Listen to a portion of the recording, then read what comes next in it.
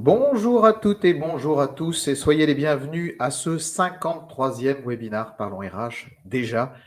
Soyez les bienvenus, je suis Thomas Chardin, je suis le dirigeant de Parlons RH et c'est moi qui vais avoir le plaisir d'animer ce webinaire, cette conférence en ligne avec notre partenaire Digipost sur le thème suivant, thème un peu long mais passionnant, solutions digitales RH, comment s'appuyer sur la confiance numérique et la sécurisation des données pour faciliter l'adhésion des collaborateurs. Ce n'est pas moi qui vais parler, mais notre expert du jour, en la personne de Bertrand Dolbeau, directeur produit, marketing et partenariat de Digipost. Bonjour Bertrand. Bonjour Thomas. Merci beaucoup d'être là avec nous ce matin pour parler de ce sujet. Je vais tout de suite présenter le sommaire de ce webinaire. D'une part, Bertrand, tu nous présenteras, je l'espère, de quoi nous allons parler, qu'est-ce que la confiance numérique, et puis peut-être quel est le taux d'adhésion, avant de parler d'adhésion des collaborateurs, quel est le taux d'adhésion justement des citoyens ou des salariés à cette notion de confiance numérique et de digitalisation. Ça, c'est le premier temps fort, si je puis dire. Deuxième temps fort, pourquoi c'est important pour les professionnels RH, pour les entreprises et puis aussi pour les collaborateurs. Et puis, troisième temps fort, quels sont les enjeux, en fait, les champs d'application associés à cette confiance numérique. Je vous précise les modalités de ce webinaire. D'une part, il durera maintenant 43 minutes. On arrêtera à 11h45 précise. Vous devez même poser des questions dans la boîte de chat qui est là pour vous. Donc, Bertrand, il est là pour échanger. N'hésitez pas à poser vos questions, à faire vos remarques, à nous partager vos retours d'expérience. Les webinaires Parlons RH sont conçus ainsi pour qu'on puisse échanger avec l'audience et avec notre expert qui est là pour vous. Vous pouvez également, à l'issue du webinaire, télécharger la présentation qui vous est faite, qui vous sera faite. Vous pouvez évaluer le webinaire et on vous invite à le faire parce qu'on prend en considération évidemment toutes les notes que vous pouvez nous attribuer pour essayer d'être dans une perspective d'amélioration continue. Et vous pouvez aussi commenter le webinaire pour nous dire que c'était bien, ça nous fait toujours plaisir, ou nous dire ce qu'il y a à améliorer, ou nous dire ce que vous auriez souhaité en plus, en moins. Bref, nous donner des axes d'amélioration. Encore une fois, on prend en compte tous les commentaires et on essaye de les intégrer dans notre plan d'action. Voilà le programme. Soyez les bienvenus. Et tout de suite, avant de poser cette première question sur de quoi parle-t-on, est-ce que tu peux, Bertrand, nous préciser qui est ce que tu as fait, d'où tu viens, si je puis dire, et, puis, et qui est Digipost. Encore une fois, sois le bienvenu et merci d'être là. Merci Thomas. Moi, je suis ravi d'être ici pour parler de ce beau sujet autour de la confiance numérique. Alors peut-être effectivement pour présenter un petit peu ce qu'on fait. Donc Digipost, c'est une solution de coffre-fort numérique pour les salariés et qui permet aux DRH de faire la dématérialisation des documents RH de leurs collaborateurs. C'est une solution du groupe La Poste. Aujourd'hui, ça représente un peu plus de 9000 entreprises partenaires qui envoient des bulletins de paye et autres documents RH dans Digipost. Ça représente aussi 7 millions d'utilisateurs et à peu près 3 millions de bulletins de paye qui sont envoyés sous format numérique chaque mois dans Digipost. Et je vois, c'est des chiffres magnifiques, hein, mais alors nous, chez Parlons RH, on n'est pas forcément très nombreux, c'est pas la Worldwide Company, on n'est pas une entreprise du CAC 40, pas encore. Est-ce que ça s'adresse quand même aussi à la TPE, au TPE ou au PME, Digipost? C'est une bonne question parce qu'elle nous est souvent posée et c'est vrai qu'il y a peut-être un préjugé là-dessus. Il se trouve qu'en effet, la dématérialisation des bulletins de paye, elle a démarré par les grandes entreprises. Donc c'est d'abord dans les grandes entreprises qu'on a vu les premiers projets de dématérialisation du bulletin de paye, donc sous format numérique. Mais aujourd'hui, c'est plus vrai du tout. Donc aujourd'hui, on a, nous, parmi nos clients, par exemple, 70% des clients, ce sont des TPE, PME. Donc ça montre bien que le bulletin de paye numérique, aujourd'hui, ça concerne toutes les entreprises, de la plus petite à la plus grande, et aussi sur tous les secteurs d'activité d'ailleurs. Bon, ça pourrait m'intéresser, mais c'est un autre sujet, puisque effectivement, on n'est pas encore passé nous, complètement à la dématérialisation. Ne le dites pas, c'est secret.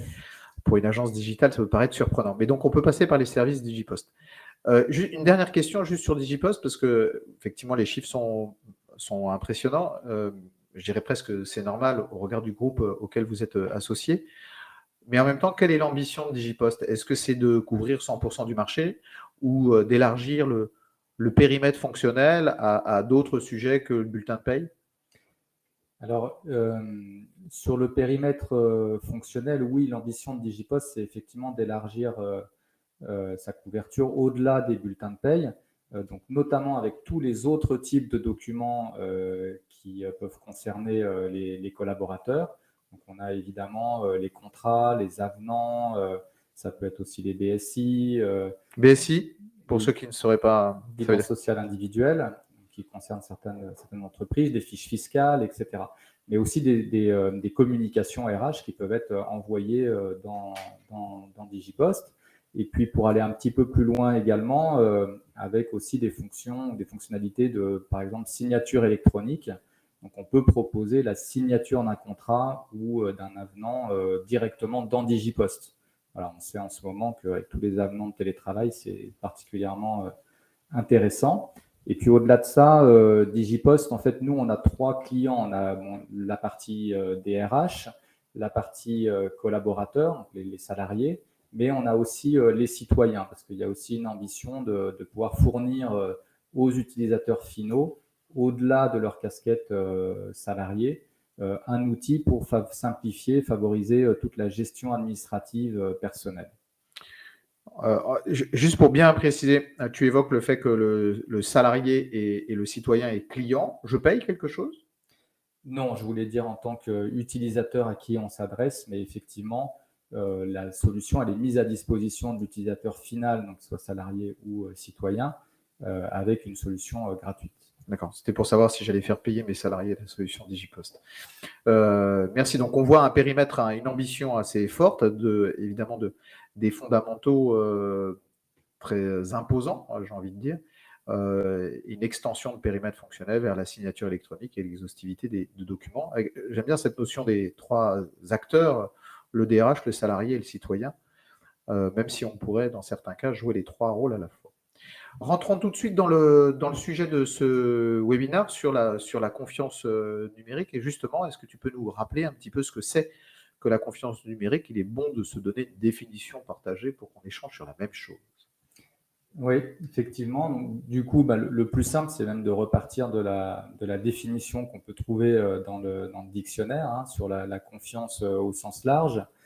Donc la confiance, finalement, c'est 2 choses. C'est le fait de se sentir en sécurité et également le fait de se fier à quelqu'un. Donc se fier à quelqu'un, ça peut être très large, quelqu'un ou quelque chose, mais donc ça peut être en phase avec ses valeurs, par exemple, ou également se fier parce que il y a des références ou des réglementations qui sont respectées, etc. Et donc dans la confiance numérique, évidemment, c'est la confiance dans les services numériques qui sont proposés. Et c'est important parce que finalement, l'adoption et l'usage d'un service, ça va reposer sur la confiance que les utilisateurs vont pouvoir mettre dans ces services. Et pour les DRH et les collaborateurs, le sujet, la confiance numérique, il est particulièrement important, hein, parce que forcément, dans la partie RH, on manipule aussi des données sensibles, confidentielles. Donc, le sujet est évidemment crucial. Alors, on va y venir, juste puisque tu viens d'évoquer la notion de du sentiment de sécurité ou de se fier à quelqu'un. Je crois que derrière, il y a des statistiques sur comment est-ce que les Français se positionnent par rapport à cette confiance numérique. Oui, parce que en fait, c'est assez paradoxal. On a bien vu là d'ailleurs dans les derniers mois, dernières années, qu'il y a eu une croissance en fait des usages du numérique. Donc ça, on le partage assez largement. Et pour autant, la confiance dans le numérique, en fait, elle reste minoritaire en France. Il y a l'Axel qui a publié un baromètre de la confiance numérique en 2021 et qui montrait qu'on n'a que 42% des Français qui disent avoir confiance dans les solutions numériques. Donc 42% des Français, ça veut dire qu'il y a 58% des Français qui, eux, n'ont pas confiance. Voilà. Pour autant, l'usage s'est quand même développé, mais c'est quelque chose qui est assez contre-intuitif. En fait, on pourrait dire que les Français sont pratiquants mais non confiants. Peut-être qu'ils croient ou pas, ça je ne sais pas, mais c'est un peu ce que donnent ces résultats-là. On pourrait le dire comme ça. Et d'ailleurs, enfin, comment est-ce que ça se du coup matérialise? C'est-à-dire qu'on voit que les Français finalement utilisent quand même les services numériques, mais vont mettre en place des stratégies ou des pratiques pour essayer de mieux se protéger. Donc toujours selon ce même baromètre, on avait 80% des personnes interrogées qui disaient avoir mis en place des solutions pour protéger leurs données personnelles. Et donc, on voit bien que ça traduit une appréhension sur qu'est-ce qu'on fait de mes données, où est-ce qu'elles sont, qui va les utiliser, est-ce qu'elles vont être exposées ailleurs, etc. En fait, on est très français dans notre approche du sujet. On est un peu méfiant ou défiant vis-à-vis de la dynamique numérique. C'est un Oui, peu ce que traduit. c'est ça. Voilà, donc on l'utilise quand même parce qu'on est un peu obligé, de toute façon, mais ça montre qu'on pourrait avoir une adoption encore plus importante si justement on travaillait sur cette notion de confiance pour rassurer les utilisateurs. Alors, qu'en est-il de cette confiance vis-à-vis de notre sujet qui est plus RH et notamment vis-à-vis du bulletin de paye? Sur le bulletin de paye, quand on fait un baromètre de la dématérialisation justement du bulletin de paye côté salarié chez Digipost, avec plus de 2000 personnes interrogées, qui est assez significatif. Et quand on regarde les réponses qui sont posées sur pourquoi est-ce que vous avez adopté le bulletin de paye, on retrouve des arguments autour des services digitaux, notamment le fait de pouvoir avoir accès en fait à ces bulletins de paye plus rapidement, partout, n'importe où, et par exemple depuis des applications mobiles. Et puis aussi parce que c'est dans l'air du temps. Aujourd'hui, la plupart des documents sont dématérialisés, sont mis à disposition sous format dématérialisé. Donc ça, c'est les principaux arguments. Mais à côté de ça, on a toujours quand même une petite partie de salariés qui sont réfractaires au passage au bulletin de paye numérique.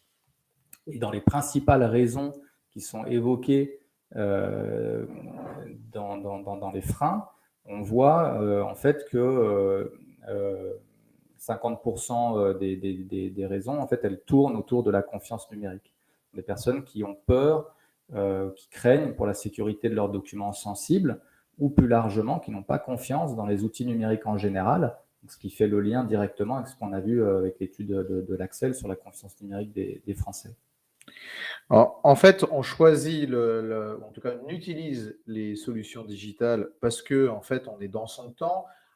C'est moderne, c'est à la mode. En fait, ça paraît tellement normal et légitime pour une partie d'entre nous, en tout cas, que on a même du mal un peu à justifier l'intérêt de la chose. C'est pourquoi utiliser son téléphone, son smartphone, il est là, pardon. On aurait du mal à le justifier. Ça fait partie de nos vies presque. C'est l'acronyme ATAWADAC, hein, Anytime, Anywhere, Any Device. C'est ça ce que permet la digitalisation. En revanche, je paraphrase un peu ton propos, même carrément. Les freins, c'est vraiment le fait de passer à la pratique digitale est vraiment uniquement une histoire de confiance. C'est-à-dire que cette confiance levée, on trouve ça tout à fait normal. C'est vraiment la barrière essentielle est celle-là. C'est ça ce que. Oui, oui, on voit bien que si on arrive à rassurer les utilisateurs qui justement sont plutôt réfractaires, les éléments de réassurance, ils portent sur la confiance numérique, sur la sécurité des données ou sur la confiance dans les outils numériques en général, en fait. Et donc, en répondant à ces interrogations, ça permet de développer encore plus, du coup, l'adoption des outils digitaux.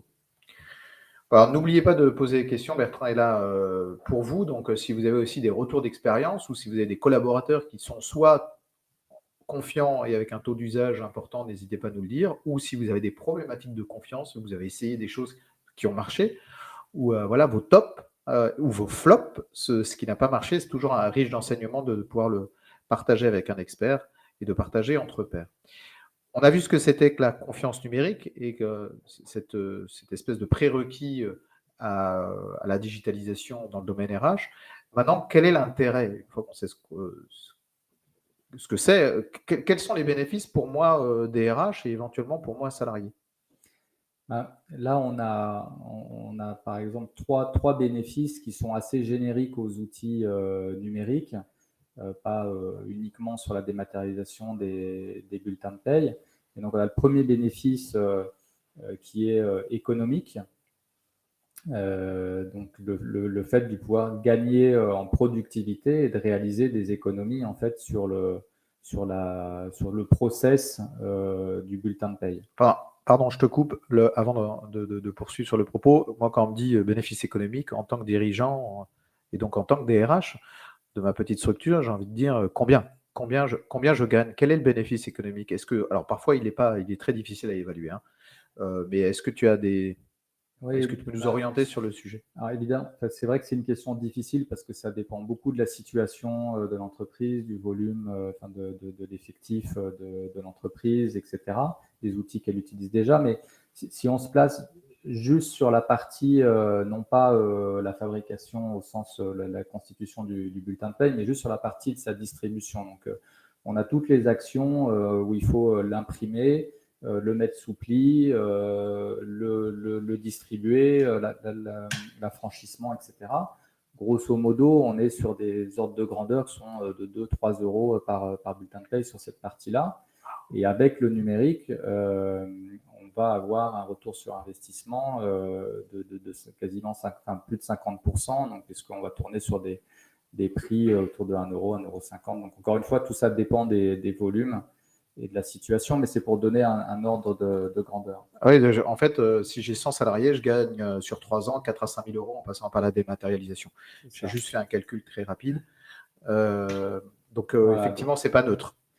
Donc c'est pas neutre, et donc c'est un premier intérêt. Puis ça permet aussi, du coup, comment dire, de faire en sorte que les équipes RH puissent se concentrer sur d'autres missions que celles-ci qui n'ont pas forcément énormément de valeur ajoutée dans la distribution.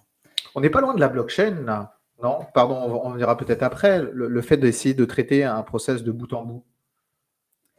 Dans la blockchain, on aura plus comment dirais-je, d'affinité sur la partie plutôt authenticité ou certification des informations. Et d'ailleurs, c'est un des éléments de la satisfaction collaborateur.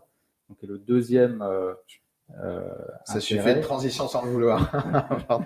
Parce que donc, passer au numérique sur des outils numériques, ça permet d'améliorer la satisfaction collaborateur. On l'a vu tout à l'heure, ça reste quand même des outils qui sont dans l'air du temps, presque un must-have en fait.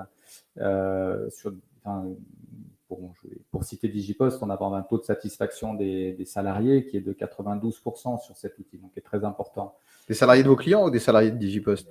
Des salariés de nos clients. Okay.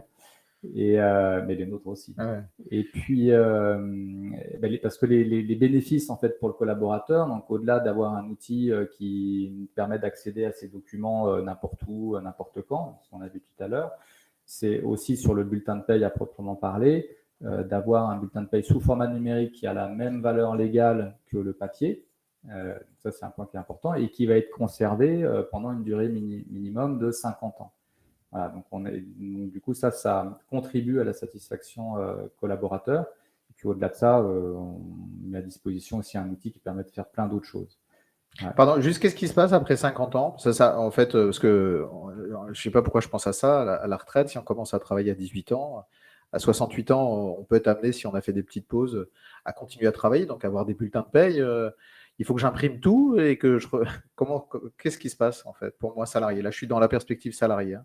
Alors, peut-être un point que je n'ai pas précisé, mais quand on met à disposition un coffre-fort numérique pour les salariés, le coffre-fort numérique, il appartient aux salariés. Donc, le salarié va le garder même s'il quitte l'entreprise ou s'il part à la retraite. Et les documents qui sont mis dans le coffre-fort numérique, ils vont rester même au-delà de 50 ans. Après, ce qui se passe, c'est que en fait, c'est l'employeur qui finance la durée de conservation pendant les 50 années en question. Et à la fin de ces 50 ans, le document, il va basculer dans la partie de stockage personnel de l'utilisateur. Et donc chez Digipost, par exemple, il y a 5 gigas de stockage qui sont accessibles pour tous les utilisateurs. En fait, c'est un service gratuit à vie?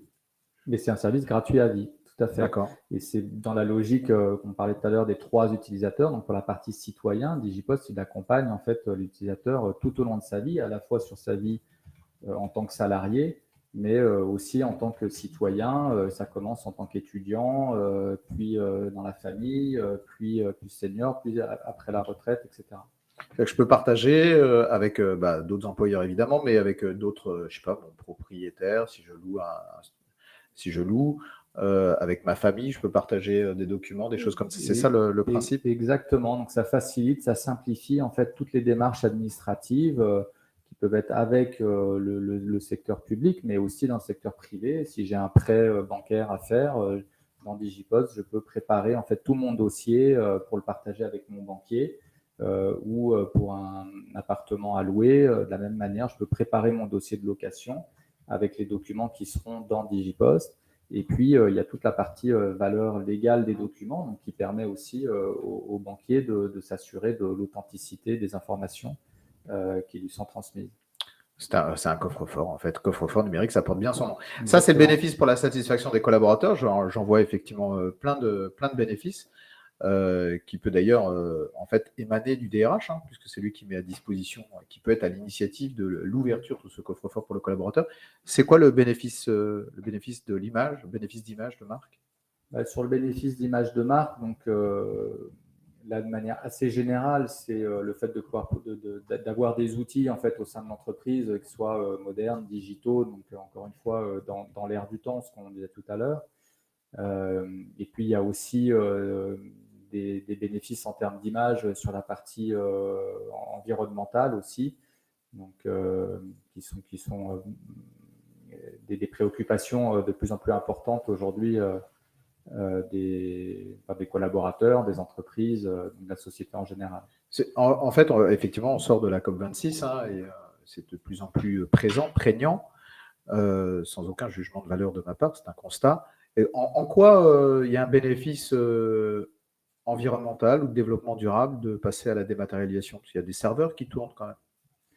J'essaie de taquiner un petit peu sur le sujet. Oui, c'est vrai. Non, donc là, le point, c'est que de toute façon, il y a toujours un impact environnemental. Après, par rapport justement à ce qu'on expliquait tout à l'heure sur les activités d'impression, donc avec les consommables qui sont nécessaires, de mise sous pli et puis ensuite d'envoi, les études qu'on a menées, elles montrent qu'il y a quand même un impact positif de passer à la distribution numérique. Donc, on fait des économies en termes de, entre guillemets, ou des réductions plutôt d'impact environnemental. Voilà. Après, par exemple, quand on distribue les courriers par la Poste, il faut savoir que la Poste, de toute façon, depuis 2012, est en neutralité carbone, donc elle compense en fait l'ensemble de ses émissions depuis 2012 déjà. Ça, je ne savais pas. Donc, ça fait 9 ans que la Poste est en neutralité carbone. C'est-à-dire que quand il y a plein de petites camionnettes La Poste, ce qu'elle émet en termes de carbone est neutralisé par ailleurs. Et compensé, exactement. Et compensé. Tout à fait. En plus, la Poste a beaucoup d'initiatives en la matière. C'est peut-être pas l'objet là, mais c'est par exemple la plus grande flotte de véhicules électriques. Elle a reçu la position numéro 1 en termes de RSE dans le monde. C'est des choses aussi qu'on ne sait pas très bien par un cabinet spécialisé qui s'appelle Vigeo Eiris. Donc voilà, donc il y a beaucoup de choses qui sont faites par la Poste sur cet aspect-là. Ouais, donc en fait, c'est vrai que j'avais pas moi en tête le fait que un bulletin de paye, ça se déplace. C'est-à-dire que il faut pouvoir l'envoyer, la mise sous pli. C'est pas uniquement le consommable papier en tant que tel, c'est pas que la matérialisation, ça ne s'oppose pas. Il ne faut pas opposer la dématérialisation à la matérialisation. Il y a aussi effectivement tout ce process logistique et notamment le déplacement, ce que ça requiert de poste. En fait, il y a presque c'est un peu schizophrénique pour toi entre la Poste et Digipost, puisque le bonheur des uns, la dématérialisation, peut faire un petit peu le malheur de l'autre, la Poste. Oui, ça aurait pu, mais bon, c'est ce que je disais, comme on est assez à l'aise, parce que comme la Poste compense toutes ces émissions carbone sur ce sujet-là, finalement, qu'on passe par l'un ou par l'autre, c'est quand même positif pour l'environnement. Charge à nous après, à chaque entreprise, de prendre sa part du sujet en étant dans une dynamique de dématérialisation pour éviter effectivement les envois. Ça, c'est les 3 grands bénéfices en fait de la transformation numérique. Peut-être que vous avez aussi constaté ou vous êtes en attente de ces bénéfices-là, économiques, satisfaction du collaborateur et image, et notamment image environnementale. quels sont j'allais dire les prérequis techniques, hein, très concrètement, opérationnellement? Comment est-ce qu'on fait la confiance, si je puis dire? Alors, c'est vrai que la confiance, on disait dans la partie de la définition, finalement, c'est quelque chose qui est assez immatériel. Mais il y a quand même quelques sujets un peu techniques, un peu technologiques qui permettent de s'assurer que la solution garantit bien la sécurité et la confidentialité des données. C'était un petit peu le thème aussi de ce jour. Et donc, sur l'aspect technique, il y a trois sujets qui sont en fait importants et en tant que DRH, donc il faut s'assurer qu'ils sont bien traités. Le premier sujet, c'est sur l'identification. Donc, c'est les solutions qui permettent d'identifier, d'authentifier les utilisateurs des solutions numériques, à la fois le RH sur la partie métier, mais aussi le salarié sur la partie utilisateur. Donc, évidemment, quand on fait de la distribution de bulletins de paye, c'est un point qui est crucial, hein, s'assurer de l'authentification du bon salarié dans le process. On a également les sujets autour de la transaction. Donc, la transaction, c'est là, dans notre cas, ça va être la notion de flux, c'est-à-dire l'envoi du bulletin de paye dématérialisé de l'employeur jusqu'au coffre du salarié. Donc là, il faut s'assurer aussi que si je prends une image, les tuyaux sont bien sécurisés, que le document qui est émis, c'est bien le même qui arrive à la fin dans le coffre. C'était ma question un peu sur la blockchain tout à l'heure. Oui, C'était un peu ça. cet esprit-là. C'est vraiment ce sujet-là sur comment on garantit l'authenticité en fait du document. Ça passe aussi par toutes les étapes de la transaction où on s'assure que le document il est bien intègre, il n'est pas modifié pendant tout ce flux. Et puis, à la fin, le document il arrive dans le coffre-fort numérique. Donc là, on est dans les sujets de la conservation. Donc, comment on assure aussi la sécurité des données, le chiffrement des données et la conservation sur la durée. Encore une fois, hein, l'obligation pour l'employeur, c'est de mettre à disposition un bulletin de paye dématérialisé pendant au moins 50 ans. Donc, une conservation pendant 50 ans, c'est quand même un engagement qui est fort, qui est pris. Voilà, donc sur tous ces sujets, c'est pour ça que c'est important de travailler avec des acteurs de confiance. Et là-dessus, il y a un certain nombre de tiers de confiance dans le numérique dont on fait partie.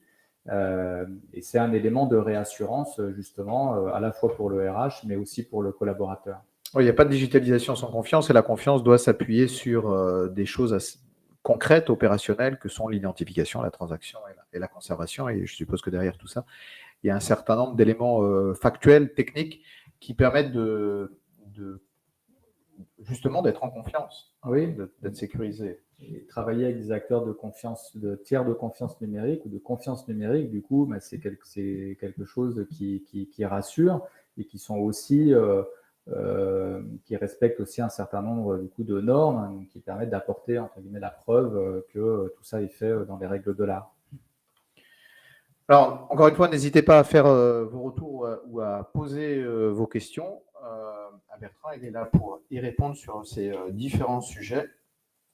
Et pour attaquer la troisième partie, qui est le champ d'application, en fait, juste un slide, je crois, sur les enjeux. Quels sont les enjeux de cette confiance numérique? Alors, les enjeux, en fait, ça va être à la fois de travailler un peu sur les deux piliers qu'on a vus en introduction. Donc, le premier, c'est travailler sur les usages, c'est-à-dire favoriser les usages. Donc, pour favoriser les usages, en lien avec la confiance, on a un premier levier qui est tout ce qui tourne autour de la formation et de l'acculturation au numérique. Donc ça, c'est un point qui est extrêmement important, hein. Tout à l'heure, on disait dans le baromètre qu'on mène là, sur la dématérialisation des bulletins de paye, qu'on avait une part très importante des personnes qui ne souhaitaient pas, qui voulaient rester au papier, parce qu'ils n'étaient pas à l'aise, dans les outils numériques. Donc toute cette partie-là sur la formation, sur la culturation, qui est de la responsabilité du DRH, elle est extrêmement importante.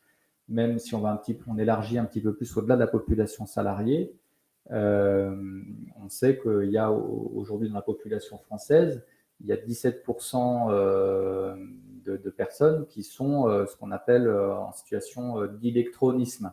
Donc, la définition d'électronisme, c'est justement ça, c'est de ne pas se sentir à l'aise avec des outils. Donc, je crois que ça fait à peu près 11 millions de personnes. Donc, c'est une personne sur 6, plus d'une personne sur 6 en France. Effectivement, le train digital, je l'évoquais, je l'ai balayé un peu d'un revers de main, peut-être rapidement tout à l'heure, en disant le train digital est là et ça paraît évident. Non, il y a une personne sur 6 qui ne trouve pas ça du tout évident. Et je pense que le rôle du DRH, c'est aussi effectivement de faire en sorte que tout le monde monte à bord du train du numérique, certains en voiture de tête et d'autres en voiture de queue, mais personne sur le quai. Et il y a quand même une personne sur 6 aujourd'hui qui est sur le quai. Donc il ne s'agit pas uniquement d'être un early adopter, d'être un pionnier, un geek, etc. Il s'agit juste de faire en sorte que tout le monde puisse être dans la même dynamique. Pardon de cette parenthèse, je trouve qu'effectivement, l'électronisme est un mal qu'il faut corriger. Et effectivement, un des enjeux majeurs, c'est cet enjeu d'acculturation, d'accompagnement des salariés un peu exclus du sujet. Parfois auto-exclus, certes, mais un peu exclus du sujet. Ouais. Pardon de t'avoir coupé dans mon élan. C'est important. Et typiquement, là, le RH a un rôle clé à jouer parce que du coup, c'est dans ses mains en fait que cette formation, cette acculturation se joue. Et alors, ça va un petit peu de pair, mais on a aussi le fait de choisir, enfin, quelque part, qui paraît être évident, mais dans les solutions qu'on veut mettre à disposition, de choisir des solutions qui soient ergonomiques, hein, qui soient simples à utiliser. C'est un peu le sujet par exemple d'Apple où finalement ce sont des services que tout le monde reconnaît comme étant très grand public et donc assez facile à utiliser. Et pour autant, derrière, en termes de technologie, il y a énormément de choses. Donc, c'est comment masquer la technologie et les innovations technologiques pour ne pas ajouter de complexité, mais au contraire, en fait, avoir une interface la plus simple possible pour que tout le monde puisse l'appréhender facilement. Tu évoquais donc la notion de geek tout à l'heure, donc c'est justement soit des solutions qui ne soient pas que pour les geeks, et on s'en doute bien, ça paraît aussi évident quand on le dit, mais donc sur une population de collaborateurs, il faut que ça s'adresse à tout le monde. Voilà. Et dans la notion de tout le monde, donc c'est vraiment les notions d'inclusion numérique, donc aussi les personnes qui ne sont pas à l'aise, mais aussi des personnes qui peuvent être en situation de handicap. Et là, c'est tout le sujet aussi de choisir des solutions qui ont un bon niveau, ou en tout cas qui se préoccupent correctement des sujets d'accessibilité numérique. C'est vrai que les sujets d'accessibilité numérique, en fait, souvent, de ce que je constate, souvent ce sont les sites web qui sont bien travaillés, qui sont rendus accessibles aux salariés en situation de handicap. Et encore, peut-être pas tous les sites web. Alors souvent, les outils de back-office, c'est la dernière roue du carrosse, le parent pauvre. Pardon de cette question, est-ce que Digipost, si la réponse est négative, j'ai l'air bête, est-ce que Digipost, dans ses solutions de back-office, si c'est marqué, je pense que c'est le cas, il y a une inclusion numérique, il y a une accessibilité pour les salariés en situation de handicap? Alors, la réponse est oui, mais le point, la question Ouais.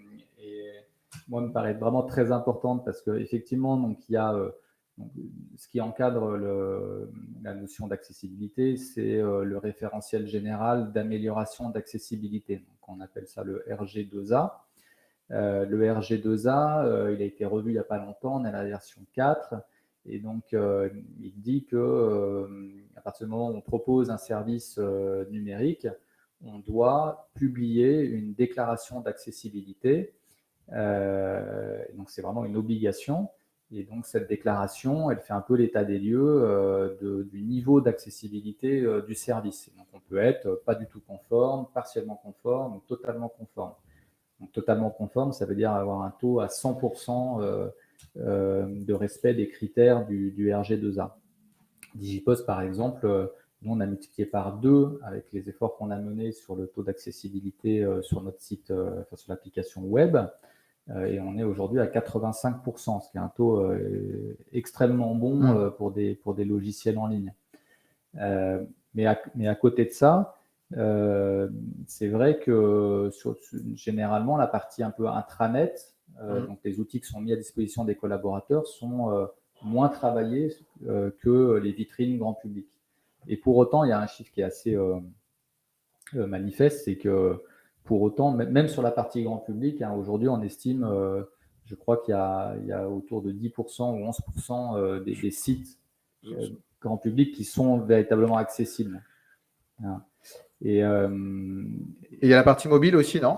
alors oui, c'est encore un autre élément. Il faut être Ah oui, RG2A en mobile. ah oui, c'est vrai. Donc tu as raison parce qu'en plus de plus en plus d'applications aujourd'hui, elles sont aussi proposées aux collaborateurs avec des versions mobiles. Donc c'est le cas de Digipost aussi, avec des applications mobiles pour consulter ses bulletins de paye.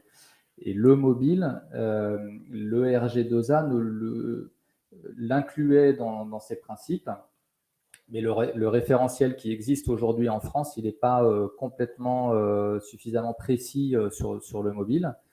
Donc il y a des choses qui vont évoluer. Pour le moment, ça se réfère plutôt à une norme européenne d'accessibilité, mais il devrait y avoir des précisions faites sur le marché français, en tout cas dédiées aux applications mobiles et au langage mobile.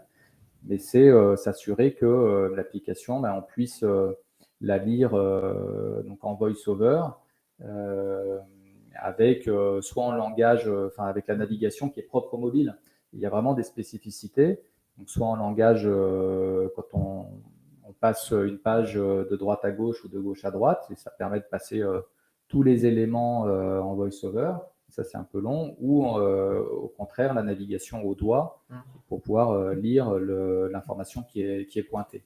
Voilà, donc c'est vrai que ça, c'est un peu le parent pauvre aujourd'hui. Il n'y a pas beaucoup d'acteurs qui ont travaillé fortement sur ces sujets, alors même qu'on sait que la majorité des usages aujourd'hui, quand on propose une solution web et une solution mobile, elles se font sur le mobile. On est bien là dans une logique d'accessibilité et d'inclusion au sens très large du terme, puisque intégrant les collaborateurs en situation d'électronisme, pas uniquement en situation de handicap, et c'est effectivement un critère de choix important de sa solution ou de son partenaire. J'ai bien aimé aussi la technologie forte pour un usage simple. En fait, c'est vrai que parfois, quand on investit beaucoup la technologie, l'innovation technologique, on a envie que ça se sache et que ça se voit, et donc on fait des choses peut-être parfois trop complexes.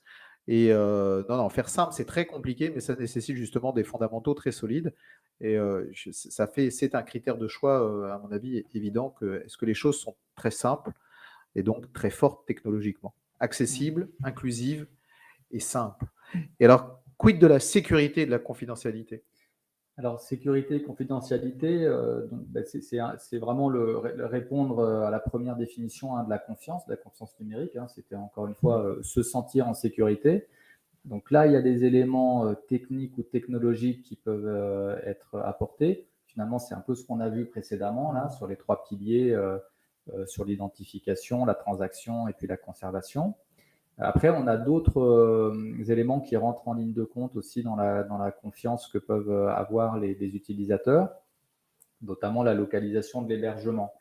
En Europe, en France? En Europe, en France ou ailleurs.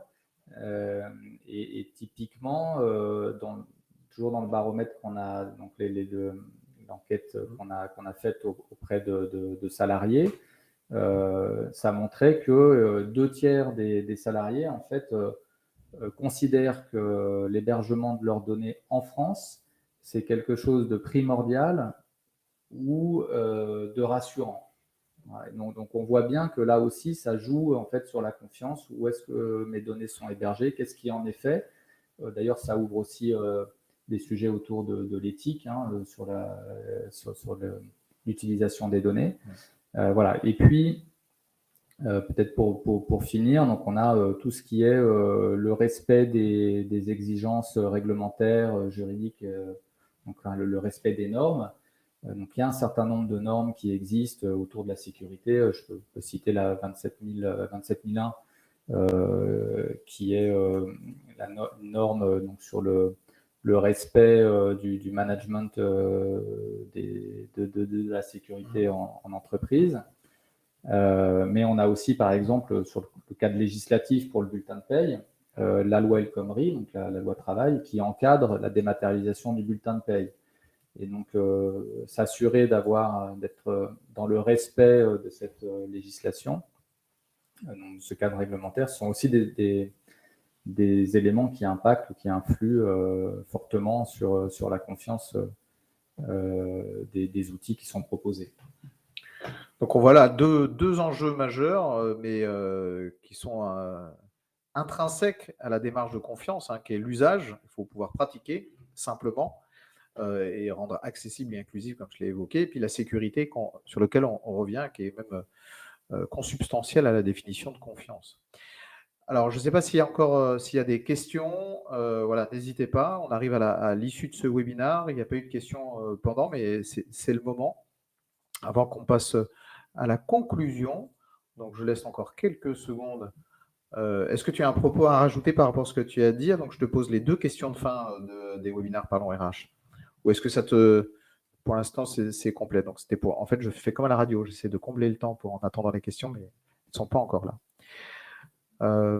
Tu as un élément à rajouter ou ça te paraît complet? Là, tu as bien brossé l'ensemble du sujet. Oui, non, c'est assez complet. Après, je pense que en fait, ce qu'on montrait sur la partie précédente, c'était vraiment ce qui est toujours intéressant, c'est cette notion, la partie technique, donc les mesures techniques ou normatives, donc les mesures qu'on peut prendre pour s'assurer de bien protéger les données. Et puis, c'est aussi ce qui fait référence, parce que finalement, le fait de respecter une norme, ben, on se fie à cette norme. Donc, c'est aussi un autre élément de la confiance. Donc, là-dessus, travailler avec des acteurs qui sont tiers de confiance, ben, c'est un peu un prérequis, en fait, pour pouvoir développer la confiance numérique. Et l'autre aspect qui est les usages, donc à ne pas oublier, et que voilà, il n'y a pas que des problématiques technologiques ou normatives dans la confiance, il y a aussi se fier à une solution qui est facile, qui marche bien, qui intervient dans la confiance. Donc on a toujours en fait cet équilibre, ou plutôt cette complémentarité entre ces deux sujets. Ça permet un peu de les réconcilier, parce qu'en tout début de webinaire, on disait justement les Français n'ont pas confiance, mais pour autant les usages se développent. Donc là, on voit bien en fait un peu l'articulation entre les deux. Effectivement, comment réconcilier l'usage et la technique? Et ben, ça génère la confiance numérique, et le digital peut être un magnifique levier. J'ai quand même 2 questions pour terminer, pour clore ce webinaire. Quel est ton coup de com' et ton coup de cœur? On termine toujours les webinaires Parlons RH par ces 2 questions. Coup de com', coup de cœur. Coup de com' alors? Coup de com', Ouais, coup de com', allez, coup de quelque com'. chose à nous. Ça peut être ça peut être très commercial, hein. Alors, j'en ai deux. Peut-être donc je disais en amont dans les sujets un peu d'innovation, donc on a lancé une offre de signature électronique dans Digipost. Donc comme là c'est un peu la période des signatures, des avenants, etc. sur le télétravail, c'est une innovation qui peut être utile et qui se fait là aussi en confiance, parce que toute la process de signature se fait dans le coffre-fort numérique. Et puis on publiera aussi dans pas très longtemps, d'ici la fin de l'année, les résultats de notre baromètre de la dématérialisation pour les salariés dont j'ai évoqué quelques chiffres ici. C'est la 2e édition, donc ça permet de montrer la tendance. Ça a été fait sur plus de 2500 salariés, représentatifs de la population active. Et donc, il y a des résultats qui seront très intéressants à venir. Accessible sur votre site internet, et je suppose il faut vous suivre sur les réseaux sociaux pour pouvoir être informé de cela. Exactement. Très bien. Et ton coup de cœur? Coup de cœur, du coup, on a beaucoup parlé là d'impact environnemental. Donc, le coup de cœur, il y a 15 jours, il y a eu l'adoption d'une loi au Sénat, justement pour réduire les impacts environnementaux du numérique. Et donc, avec 2 volets, un volet sur un peu la pédagogie auprès du grand public, donc avec des formations et des informations qui devront être faites sur tous les thèmes d'éco-conception, de frugalité numérique, et également des mesures pour contraindre un peu tous les sujets autour de l'obsolescence programmée.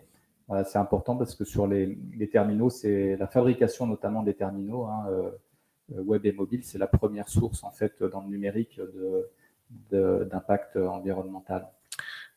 C'est la première fois qu'on cite le Sénat dans le coup de cœur, mais il y a une première à tout. Et c'est aussi ça qui permet de générer la confiance. Merci infiniment Bertrand pour ton témoignage ce matin. Vous voyez, on a respecté parfaitement le timing. Merci beaucoup d'avoir été là avec nous. Merci à toutes et tous. Pour ma part, Je vous donne rendez-vous le 8 décembre prochain à 10 heures pour une conférence que j'animerai seul, pour une fois n'est pas coutume, sur le thème pour une DRH moderne et rayonnante. Un vaste programme. Mais aussi, je vous donne rendez-vous le 16 décembre à 11 heures, toujours avec notre partenaire Digipost, mais pas avec Bertrand cette fois, sur la dématérialisation RH, document RH, comment dématérialiser en toute sécurité. On reste dans le même thème, mais je pense qu'on continuera à développer ce sujet pour vous donner des conseils et des aspects opérationnels. Merci à toutes et tous. Merci encore Bertrand. À très bientôt. Merci Thomas.